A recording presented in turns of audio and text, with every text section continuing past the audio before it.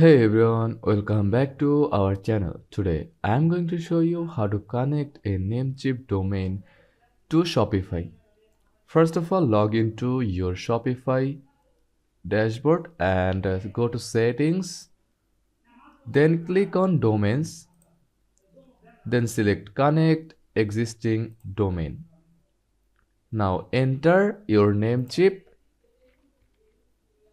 domain and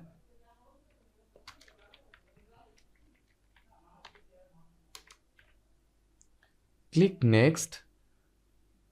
Shopify will show DNS settings to update.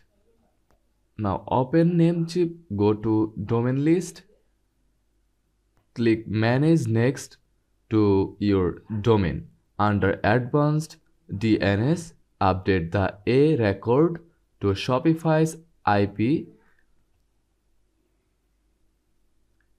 then change the CNAME to shops.myshopify.com.